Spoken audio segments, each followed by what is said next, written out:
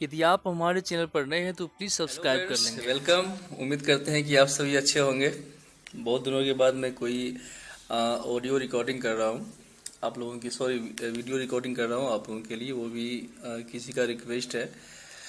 चलिए, और बहुत ज़्यादा खुशी होती है जब कोई हमारा वीडियो देख के उन्हें लगता है कि नहीं, यहाँ पे हम कुछ सीख सकते हैं। आप आगे कमेंट करते हैं, फिर हमारा पूरा प्रयास होता है कि आपकी उस प्रॉब्लम का सोल्यूशन करना। चलिए, थोड़ा बिना समय गवाए जो हमारा मेन टॉपिक है वो ये है, ये बीकॉम पार्ट 2 का। एक किसी स्टूडेंट ने हमें कमेंट किया था कि सर ये प्रेफरेंस शेयर होता क्या है। तो चलिए हम समझाते हैं आपको। यदि आप हमारे चैनल पर नए हैं तो प्लीज़ आप इसे सब्सक्राइब कर लेंगे, और यदि यह वीडियो आपको पसंद आया हो तो अपने दोस्तों को, अपने फ्रेंड सर्किल में शेयर करना न भूलेंगे। प्रेफरेंस नाम से सबसे पहले शेयर क्या होता है, हम शेयर के बारे में जानना चाहते हैं। हम आपको बताते हैं कि शेयर क्या होता है। Share is the part of capital. Share जो होता है ना, वो पूंजी का हिस्सा होता है। तो अब है कि कंपनी की जो पूंजी, उससे पहले जो है ना, जो मोस्ट इम्पोर्टेंट है शेयर के बारे में, जब भी हम बात करते हैं शेयर की तो किसी न किसी कंपनी की बात करते हैं। बिना कंपनी का शेयर नहीं होता है। और जो खास है वो है कंपनी की पूंजी। कहा गया है कि कंपनी की जो पूंजी होती है ना, वह शेयर अंशों में बटी होती है।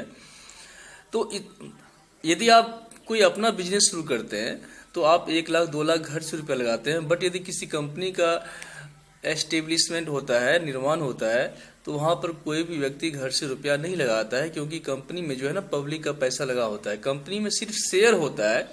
कंपनी शेयर्स को बेचती है और पब्लिक शेयर्स को खरीदती है, और पब्लिक शेयर खरीदती है। इसका मतलब है कि कंपनी, पब्लिक ने कंपनी में पैसा लगाया है, अर्थात कंपनी में पब्लिक का पैसा लगा होता है। यदि कोई कंपनी डूब जाती है तो कंपनी क्या होता है, कंपनी तो पता नहीं मालिक कौन है नहीं है, बट यदि कंपनी डूब जाती है तो पब्लिक का पैसा डूब जाता है।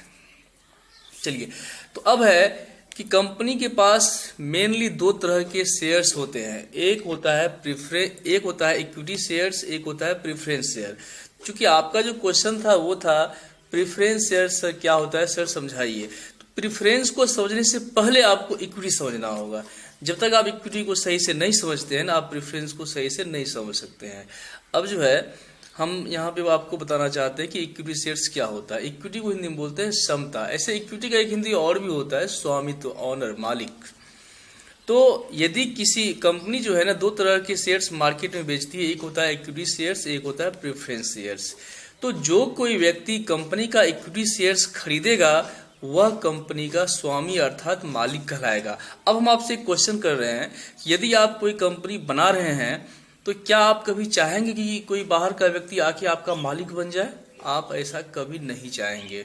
तो आप क्या करेंगे, जो भी कंपनी के पास इक्विटी शेयर्स है ना, वह जो भी व्यक्ति कंपनी का निर्माण करता है वह खुद खरीद के रख लेता है।